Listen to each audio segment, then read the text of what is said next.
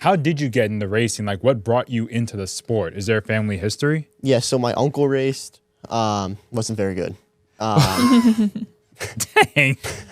He had someone drive for him, Freddie Estelle.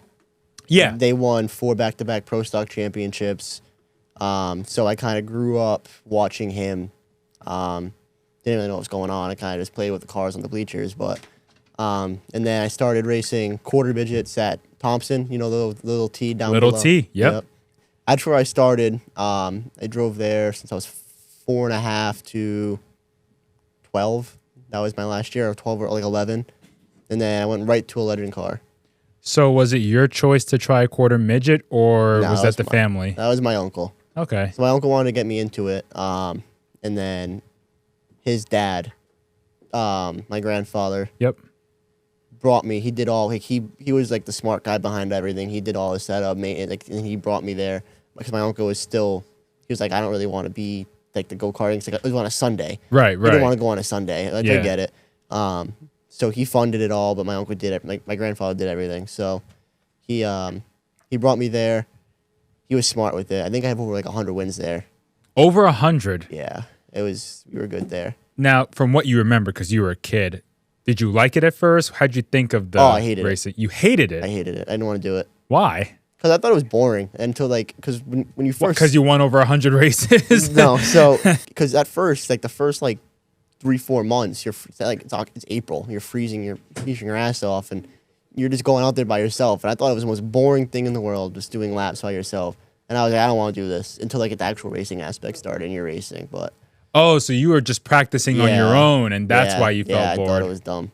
Do you guys go wide open around there? Yeah. Oh, you do? That's like one division. It's like World Formula, I think, if they still have it. You had to lift for like a quarter of a second. So who did you race against in quarter midgets? There's some good names. RJ Marcotte, Yep. Nick Hovey I raced against. Those are the two guys I kind of grew up with. Mm-hmm. Who else is there? Sam Ramu. Know that name. Yeah. Shoot, it's been a while. I'm trying to think. It's been over a decade probably now. Andrew Moeller. Yep. I mean, there's probably a lot. So There is a lot. how long did it take you to learn the quarter midgets, would you think? 2 years. So it's not that long. No. They start off like rookie classes. So it's like red, which is the slowest where you start off, then blue, and then like junior, then senior, and then after senior you can kind of buy or whatever and go faster, different divisions. But How many championships? honestly, out of the 100, I got one. Really? Yeah, I was never on my side. Luck's never on my side. Were you all or nothing? So it would be like, yeah, so I'm either wrecking or winning. Yeah. Checkers or wreckers. Yeah, that's how it went. Same thing now. Like, even the Legends, like I had the points lead by 30 at Seekonk, and I wanted to go for like the in-season, like the Triple Crown. Yeah. I wanted to go for it, and I sent it in there, and I wrecked myself, and I was like, whatever. It is what it is. It's a playoff system anyway. So now I went from being up 30 to down 8.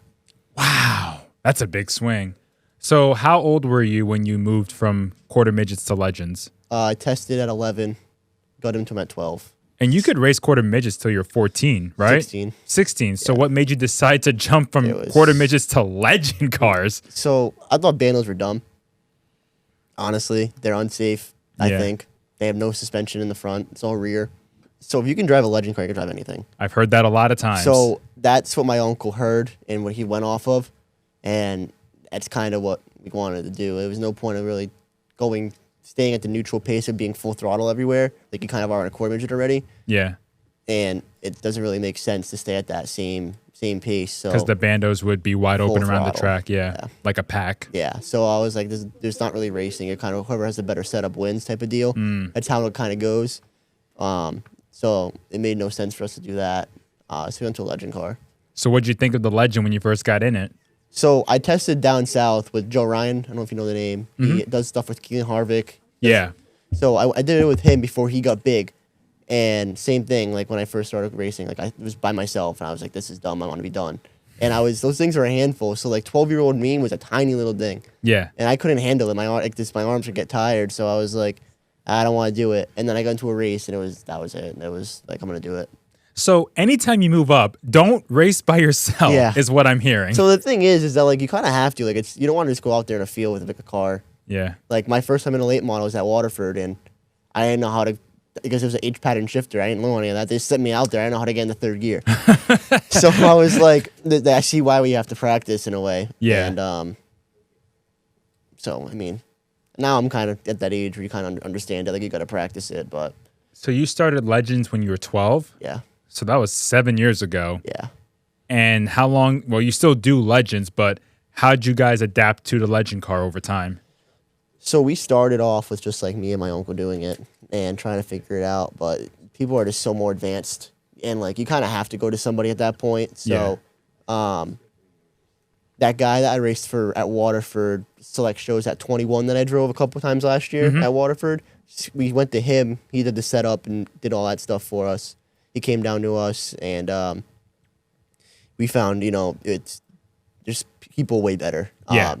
He was out of it for a few years, and he didn't really know as much. So I was like, we'll go try somebody else. So we went with the Brandon Martinez. Brandon knew a lot. I grew a lot with him. I think I got my first win with him at Waterford, and then the year after, I had like 9 wins. I won the money race and the championship. Now, when you first raced Legends, was it just Waterford, or did you do both Waterford and Seekonk, or So just I did Seekonk? Seekonk the first year. Yep. Second year, we did Waterford and Seekonk. And then after that, I spent Waterford, Seekonk. But, I mean, my first win was I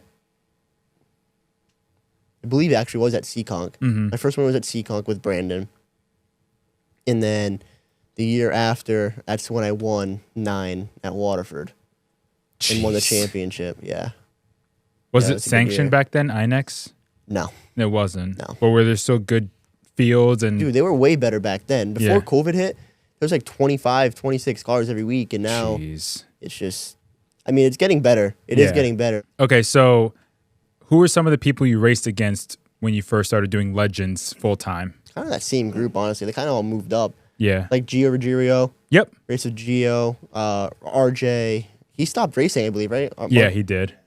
If I look back at it, like Jake Johnson was there. Yep. So there were some hot shoes. Casey Call, Casey Call. I've heard the name. I believe Casey Call's the defending Granite State Pro Stock champion. Might be. Yeah. Is he? He's the one that Okay. beat, I think it was Bush it was someone good at Lee that one year. He came like to that. Oh, I think coming to it the was flag. Kyle Busch. I think I know what you're talking Yeah, about. it was that like- a couple years ago? Yeah, it was some NASCAR driver we beat to the line like on the outside at Lee. And that's like kind of unheard of, Lee running on the outside. Right. So I mean, Yeah. it was a good story to tell. So, Like How- Luchaki was there, Derek Luchaki. Reagan Parent. Reagan, I haven't heard from him. He's down south He now. just moved down south. He's coming back up next week, I think, or 2 Okay. weeks from now to come visit. But So how many it's- championships do you have in the Legends? How many wins, roughly? one at Waterford, one at Seekonk, one national. The Speedbowl on Wacky Wednesdays, was that like a planned thing to run No. regularly, or just you've been winning so much? So, well, we had planned on running the full year, but at the same time, no. So, like, we went into the year, and the first race was like a 50 lapper, and it was a national qualifier. And I was like, all right, whatever. There was a brand new car, it just got built, like, trying a new setup in it. Because last year, I think I had like 6 wins there, too. Yeah. And then the year before Different that- car than you're running Fridays at Yeah. Seekonk? Okay. Yeah. Yep. So we were like, whatever, we'll stick with it because I raced for my boss, and his daughter races. So she liked Waterford better than she liked Seekonk. Yep. She wanted to run Waterford full time. So he has 2 cars. I have a it's his backup car, so it's his third car. Yep. And I run that at Waterford, and then I have my own for Seekonk. Got it. So pretty much it was her determining if we were going to race full time. Got it. pretty much. Okay. But And now it's probably hard not to keep going back when you keep winning. yeah, yeah. Right. We also have a goal to go for a national title again. Like last year, we won the national championship for Legends.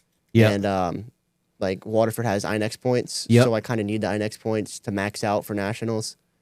The Seekonk So- doesn't have that? They do. Oh, they do. But Okay. you need like 18 wins to get maxed out. Oh, wow. Okay. Yeah.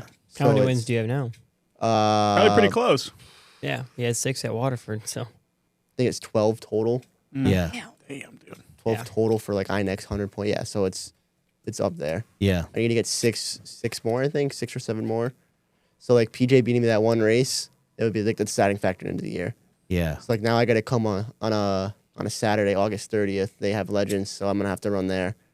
yeah.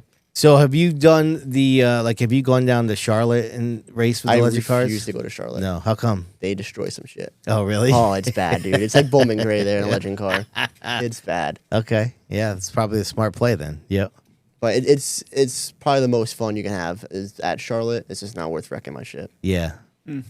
Yeah, I can see that. I mean, like, you get to race, like, all like, the Cup drivers. Like, SVG was down there. Bubba Wallace was down there. It was just a bunch of known guys down there. Yeah, which is pretty right. cool, but, PJ got punted by SVG. yeah. Oh, that's right. Yeah, yeah. I remember him saying that. Yep.